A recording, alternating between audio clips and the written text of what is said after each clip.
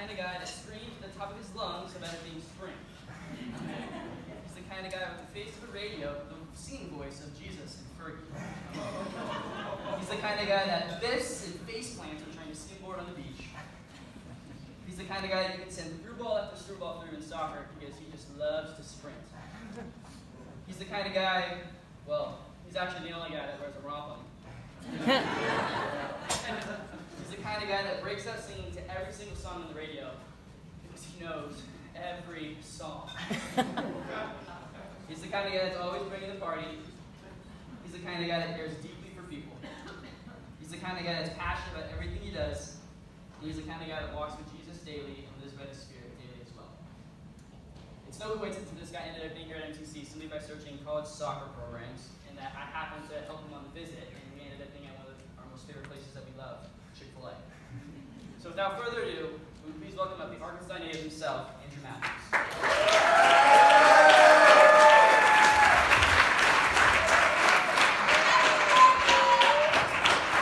But also, it's this dude's birthday today. Oh, it's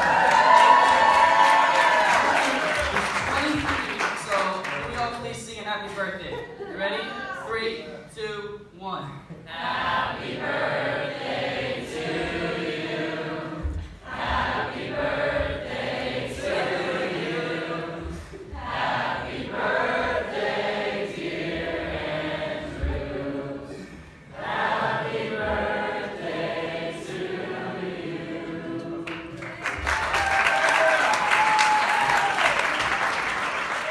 What is up, MCC? Hey! Wow!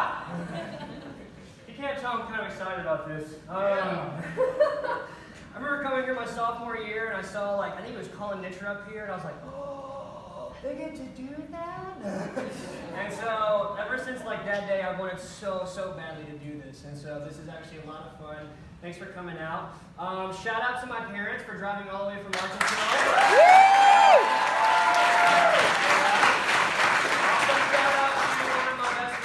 Wife for coming. They're two dear friends of mine all the way from Oklahoma. So thank you.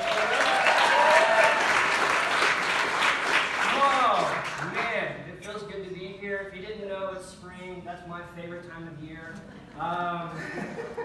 So I'm just going to go ahead and start getting into it. Is that cool? Yeah. All right. John 8, verses 1 through 11. Jesus returned to the Mount of Olives. But early the next morning, he was back again at the temple. A crowd soon gathered, and he sat down and taught them. As he was speaking, the teachers of religious law and the Pharisees brought a woman who had been caught in the act of adultery. They put her in front of the crowd. "Teacher," they said to Jesus, "this woman was caught in the act of adultery. The law of Moses says to stone her. What do you say?" They were trying to trap him into saying something they could use against him. But Jesus stooped down and wrote in the dust with his finger. They kept demanding an answer, so he stood up again and said, "All right, but let the one who has never sinned throw the first stone." Then he stooped down again and wrote in the dust. When the accusers heard this, they slipped away one by one, beginning with the oldest, until only Jesus was left in the middle of the crowd with the woman. Then Jesus stood up again and said to the woman, "Where are your accusers? Didn't even one of them condemn you?" "No, Lord," she said. And Jesus said, "Neither do I. Go and sin no more." What is it? Imagine the one thing you hope no one ever knows about you. What is it? And imagine it just got announced to everybody in this room right now. Or better yet, imagine your deepest, darkest sin just got announced in front of everyone in this room. Or announced here at MCC. Or even the city of Manhattan. Now your parents know, your friends know, people that you don't even know, they know. What do? How would you react? I mean, what really is there to do? See, we start the story with a woman. And we don't know much about this woman other than she's arguably been caught in her sin, which is an incredibly interesting thing.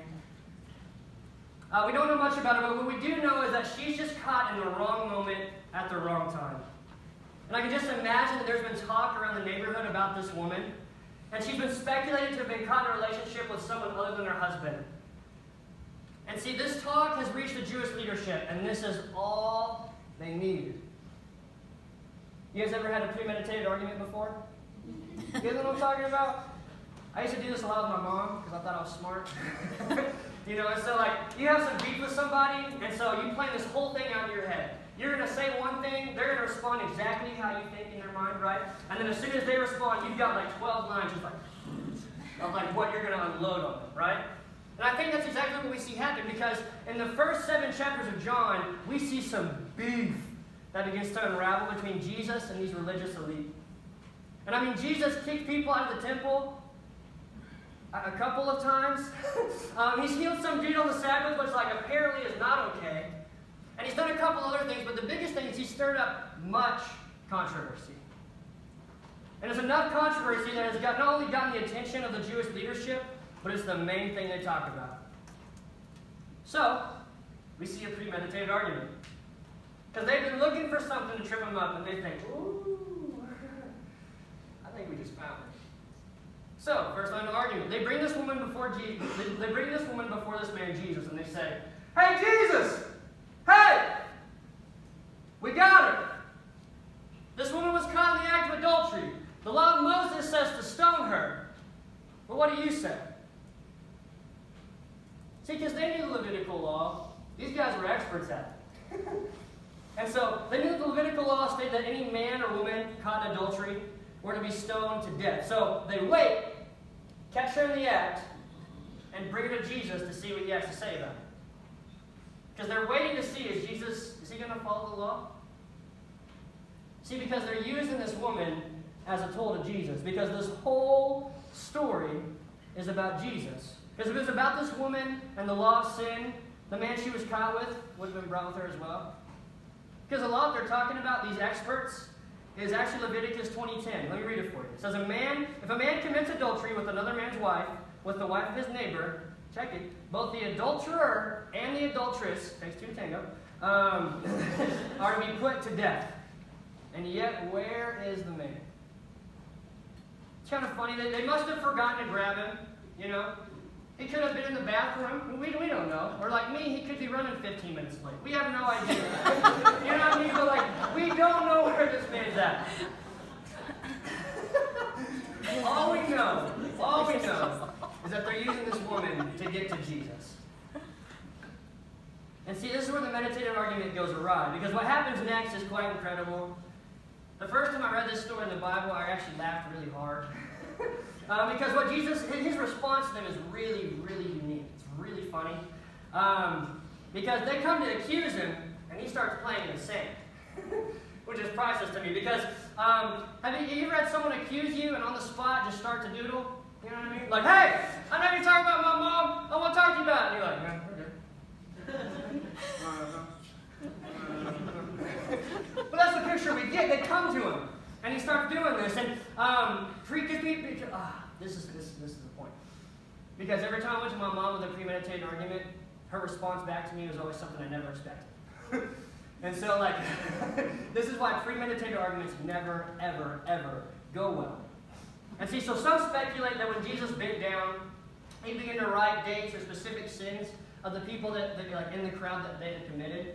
So meaning he would write a date down of none of us, most of us in here weren't alive here, but 1989, and someone that had committed a sin on that day was like, hey, wait a minute, hey, that's before I was following the Lord, man, that's a little messed up. Or he may have wrote down 1/19/14, and someone in the crowd's going, hey, my wife, she's been needing me this whole time, and so I really didn't mean to be here. I was just came for the ride, I was just coming for the hangs.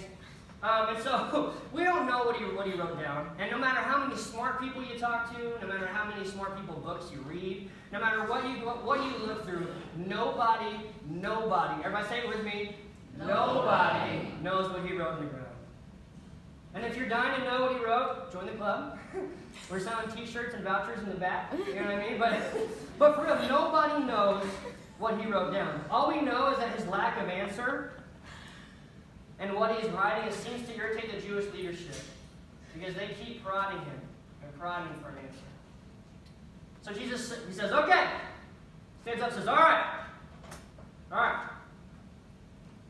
But let the one who has never sinned cast the first stone. Then he stoops back down again and continues to write in the ground with his finger. And after hearing this, they all, one by one, starting with the oldest, begin to leave. And so all we know is that they all begin to leave, and only Jesus and this woman are left. And Jesus stands up to this woman and says, hey, woman, where'd they go? What happened? Where'd all those people go? Where are your accusers? Where are they? Has no one condemned you? But she famously responds, no one, Lord. To which he says, neither do I condemn you. Go and sin no more. This passage is such a powerful representation of God's grace for humanity. Because we see this woman caught in her sin, and she's justified and punished, or she's justified to be punished, but yet she comes to Jesus and receives grace. So yet again, I'm going to ask you, what is that one thing? What is it? Because notice, Jesus never once denies that she's been caught in her sin. He never once lightens the blow of the fact that she's been caught. He never once condones it. But rather, sees her sin and delivers her from it. Because this is Jesus. This is who we serve. This is exactly what he does. He takes our sin and he gives us life. And I remember doing a paper this semester over this very passage in one of my classes, Gospel of John. Woo, Dave Henry. If you've never taken it, take the class. It's awesome. But I remember this semester I'm working on being responsible and not procrastinating, so I did it, right? And like the last night before the paper's due, I'm kind of finishing up loose ends, and I come to this commentary, and we're still talking about writing the sand. You know, and some people are like, dude, it matters so much, doesn't matter at all. Hey, it matters so much, doesn't matter at all. Hey, it matters so much, doesn't matter at all. Hey, it matters so much. You get the point, right? So, much controversy. But I remember reading through all these things, and I remember one specific commentary I came to, and it said that Jesus' posture of bending down represented his humility unto humanity, and how he came into our situation and delivered us from it. And that same commentary suggested that the earth, ground, sand, whatever you want to call that Jesus was writing in, represented the human heart. And this is such a cool picture. Imagine this with me. I want to help us capture this picture. A woman is caught in her sin. Not only is she caught, but everybody knows it. She's brought before Jesus, and Jesus, not denying her sin nor condoning it, takes her sin and writes something new upon her heart. Her heart could have read sexual impurity, and now it reads pure. It could have read dirty, and now it reads clean. And we can go on and on with all these different things, but I think we get the point. Jesus takes our iniquities, our transgressions, our sin, and he writes life within our hearts. But sometimes we can often go, hey, Jesus, you don't understand that. Hey, I'm really dirty. And God's like, yeah, bring it to me. And you go, yeah, but God, you really don't understand. I'm hurt, and I'm broken. He goes, yeah, bring it to me. Because Jesus is the embodiment of both grace and of truth. And I think the hardest part for us sometimes to grasp, and I don't think we do this intentionally, is that he is both at the same time. Because sometimes we can stand so close to truth that we often neglect grace. And I think that's a problem. Because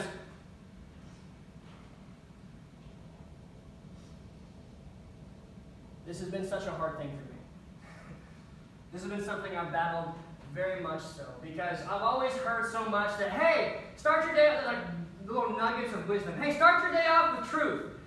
Great wisdom. That's awesome. But I've never once had a mentor or someone I looked up to tell me, start your day off with grace as well.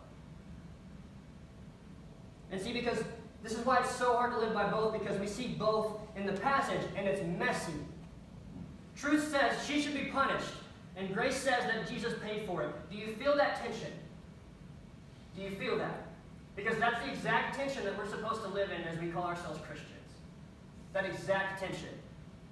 So I have a question. How do we hold strong to convictions without condemning people?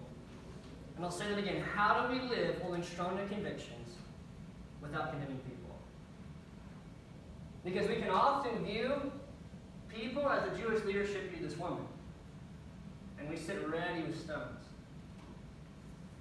And we say, hey, Jesus! Hey!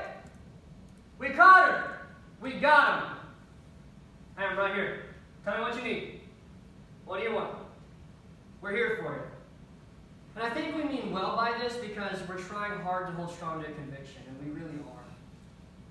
And we sit ready with our stones because oftentimes what we say with those things, they can be true. And I think sometimes God says, you're not wrong, but you've got sin too. And he says this to show that he is the only one who can judge and that he gives grace where death is deserved. Because yet again, we must embody both grace and truth. Because if we don't, we completely miss Jesus. Because this is so cool. Isn't it funny to you that the only person that could have actually thrown the stone was the only one without one? Isn't that funny to you? The only one that could have actually thrown a stone was the only one without one. Because Jesus sees people in their sin and he loves them through it, not condemn them for it. And we must learn to do the same. And so, see, I started off with this whole thing yet again. What is it? What's that one thing that maybe no one may ever know about you? What's that one thing that you keep so far down, deep, dark in your heart because you're so either ashamed of it, afraid of it, whatever that may be? What could someone stand up here and say, hey, Jesus, we caught him. We got him. Can I be real with you guys? Can I? Yeah? For me, bringing my burdens to Jesus is me often bringing the fact that I feel unworthy of affection to him. For me, bringing my burdens to Jesus is bringing the fact that I often feel like a failure in everything that I do to him. Because sometimes what I'll do is I'll fail at something once and then equate myself as a total failure for the rest of the time of my life. And the crazy thing is that sometimes God writing something new in our hearts requires him to erase what we put there first. And I remember in high school, I was in English class. And if you know me well enough, I hate English. I can't stand it at all. And so I remember we were in English class and we were going over alliteration. And you ever do that thing where you get really bored in class, you just start to doodle over the same thing over and over and over and over again? So for me, I put alliteration at the top of the page, and so I just started continually writing over A-L-L-I-T-E. And the entire hour in English, I just traced over it over and over and over and over. Now, the only problem was that this was on the back of my calculus homework that's due in 20 minutes. And not only is it due, but it's a huge assignment. You know how long it took me to erase that sucker off there? 20 minutes. I had this big old fat eraser, and I'm just rubbing as hard as I can, just oh, please. And just trying to get that sucker off there. And I learned two very valuable lessons that day. One, don't ever write on the back of your calculus homework. But two, I learned that sometimes it takes a while to erase something written so deeply. Because sometimes God writing something new on our heart requires us to bring it to him more than once. And what I mean by that is oftentimes the hardest person to set the stone down for is ourselves. Because when I fail once and equate myself a total failure, there is zero grace in that. There is none. And if I never accept grace, I'll always live with an inability to give it to others. Always. And if we ever want to be we want to help people experience the grace of God and his goodness, we must learn to experience it for ourselves. We have to. Because here's the good news, Jesus can and he will do it. We just have to bring it to him.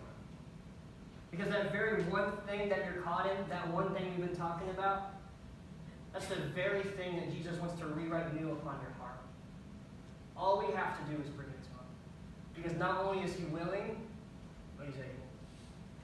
You guys will pray with me.